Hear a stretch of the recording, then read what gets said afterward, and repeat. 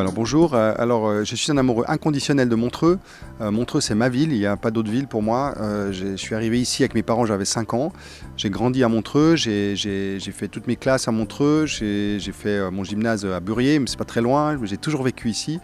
J'ai fait du foot aussi avec le Montreux Sport en première équipe, j'étais dans les juniors, je fais toute la filière en fait. Et non, Montreux, c'est ma ville, c'est là où je me sens bien, c'est là où je me ressource, j'adore cette ville, j'adore sa complexité aussi. C'est peut-être pour ça que j'en suis amoureux d'ailleurs, c'est parce que c'est une ville extrêmement complexe entre tout son rayonnement mondial, qui est absolument incroyable pour une ville de 25 000 habitants, mais en même temps une problématique très villageoise aussi, puisque Montreux, c'est avant tout des villages. Et puis moi, j'adore le contraste entre le côté très nature de Montreux, qui est vraiment, c'est une ville extraordinaire quand on sait que ça va jusqu'au Rocher de Nez, qu'on a les gorges du Chaudron, qu'on a le col de Jaman, qu'on a des vaches, qu'on a des forestiers à l'année à Montreux.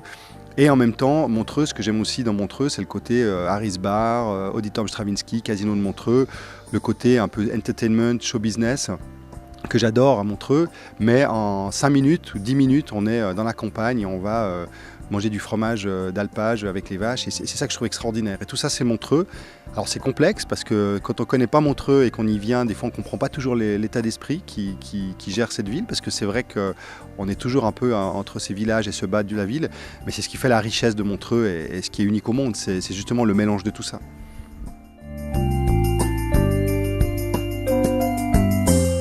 Je pense que c'est son site exceptionnel, c'est cette verdure et ce lac, c'est ce paysage absolument inouï.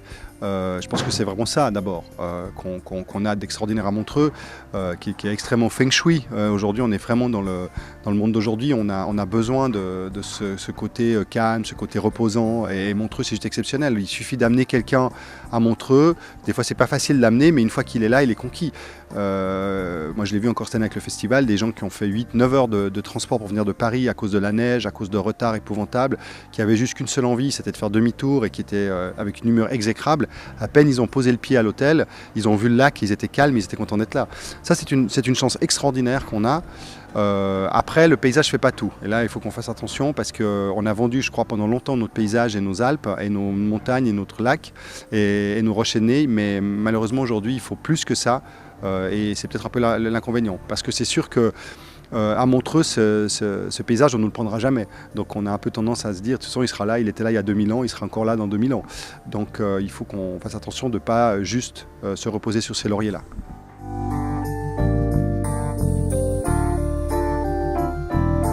Pour moi aujourd'hui, ce qui manque, c'est une vision. C'est-à-dire, je pense qu'à Montreux, on a beaucoup de visions. Plusieurs personnes ont des visions, plusieurs instituts ont des visions. Tout le monde est sur une vision qui est assez proche, je pense. Si on demande un peu l'avis de tout le monde, personne n'a envie de fermer le centre des congrès pour en faire un EMS de luxe ou pour en faire une PPE pour les Russes résidents.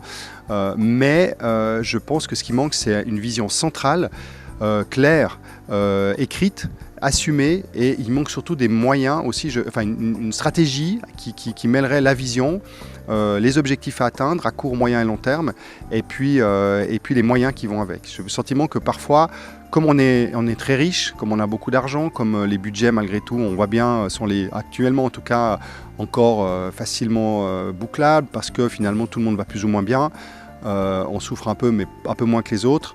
On se dit qu'on a le temps, qu'on se dit que finalement les choses vont pas si mal, et puis on fera mieux l'année prochaine, et puis on fera mieux dans 6 mois, et puis on fera mieux dans 5 ans.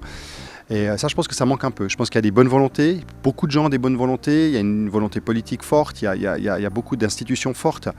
Mais je pense qu'on est aujourd'hui dans une situation où le monde va tellement vite que les décisions doivent se prendre très très vite aujourd'hui, et on est malheureusement pas organisé pour être capable de prendre une décision majeure en quelques jours ou en quelques semaines, comme il faudrait parfois le faire pour assurer son avenir et préparer son avenir. Et malheureusement, on rate des opportunités. Et je pense qu'aujourd'hui, on rate tous les jours des opportunités. Alors, c'est pas grave, parce que comme je disais avant, ça va encore, ça tient encore. Mais on rate des opportunités. Puis on en rate une, on en rate deux, on en rate trois. Et je pense qu'il y a un moment donné où on ratera celle de trop. Et je pense qu'il faut faire attention. Et à mon avis, on doit maintenant se resserrer, se recentrer, avoir des institutions qui fonctionnent vraiment main dans la main avec un but commun qui est le rayonnement et le développement de cette ville.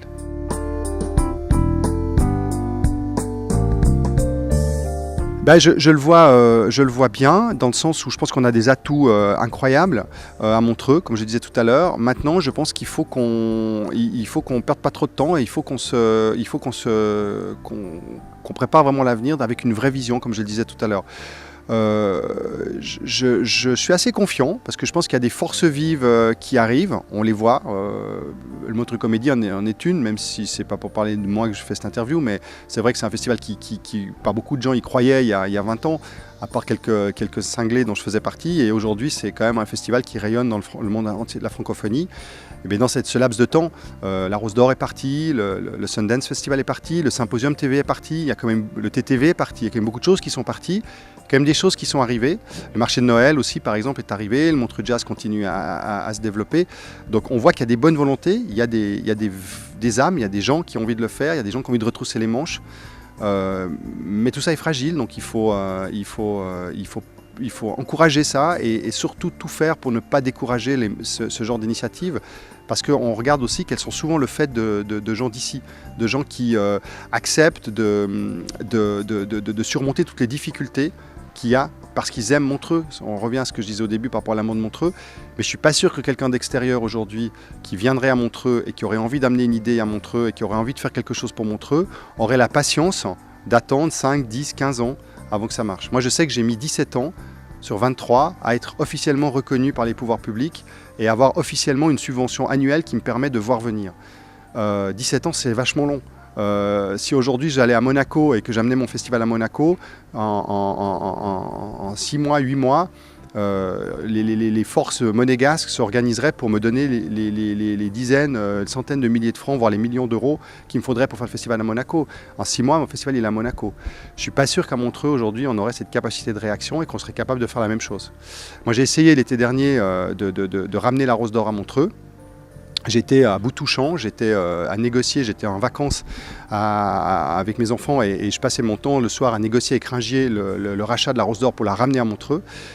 J'ai réussi avec des forces à réunir quelques sous, mais c'était une volonté terrible et à la fin je ne sentais pas derrière moi, à part quelques-uns, dont notamment Laurent Verly et la scène de Montreux, mais je ne sentais pas derrière moi une industrie montreusienne prête à tout faire pour l'avoir. On y allait, mais à reculons.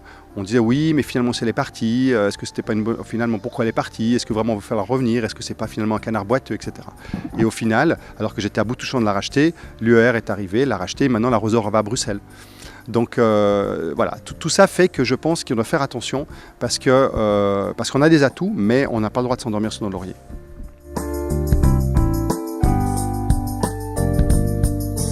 Alors des anecdotes, j'en ai plein. Je veux dire, je vais essayer de résumer un peu les choses en disant que pour moi l'anecdote c'est de faire confiance. C'est vrai que moi par exemple, mon festival, il y a eu plein de fois où on avait des artistes dans l'humour. C'est sûr qu'au départ que l'humour n'était pas aussi populaire qu'elle est aujourd'hui. Il y avait des artistes un peu trash. Alors moi je me rappelle de Django Edwards par exemple qui un jour était venu au festival et avait fait gicler les premiers rangs sur son spectacle qui cartonnait dans le monde entier. Puis ça avait énormément choqué du monde, et puis j'avais reçu des lettres, etc. Comme quoi c'était inadmissible de faire des choses comme ça. Et puis finalement, Django Edwards, de fil en aiguille, il m'a permis d'internationaliser le festival, il m'a permis d'amener la partie internationale, anglophone, qui aujourd'hui est toujours quelque chose vers lequel j'ai envie d'aller.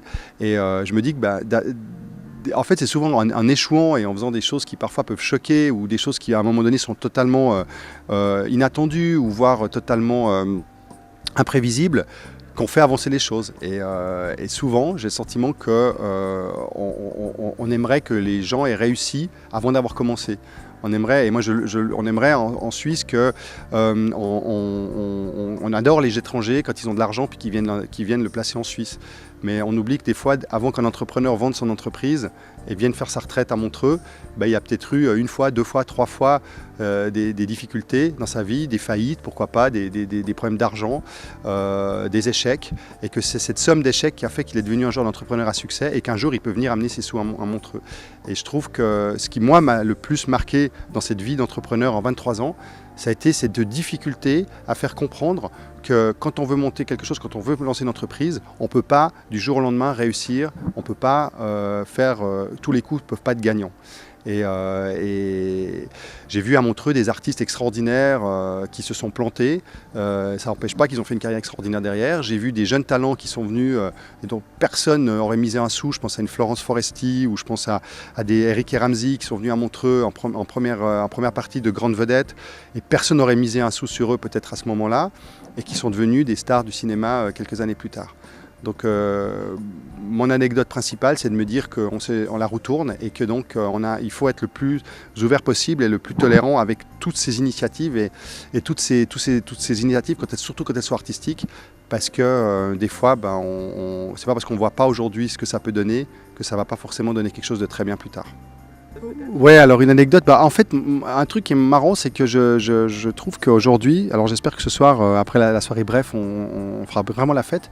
Il me semblait qu'à l'époque, certains artistes étaient beaucoup plus festifs, ils venaient vraiment plus faire la fête. Mais c'est peut-être aussi un signe de société. Aujourd'hui, les jeunes artistes, ils savent que leur carrière, elles sont courtes et que donc ils doivent vraiment maîtriser tous les paramètres. Et à l'époque, les artistes peut-être se disaient qu'ils avaient plus de temps, donc c'est vrai qu'on faisait plus des fêtes au festival au début qu'aujourd'hui.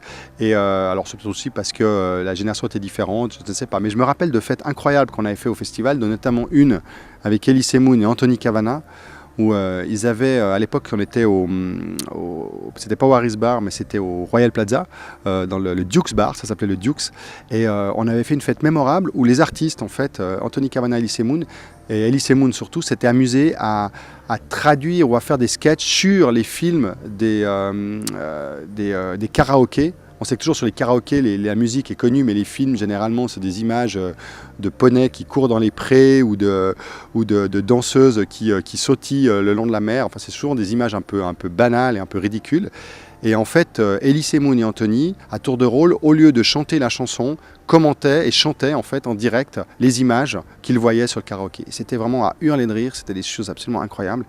Et je trouve que ce côté, cette folie un peu, elle manque un peu en ce moment. Mais elle reviendra sûrement mais en tout cas, voilà, à ce jour, à la clôture du 23e festival, c'est ce qui me vient à l'esprit par rapport à une anecdote du festival. Le côté festif des premières années par rapport au sérieux qu'on vit aujourd'hui.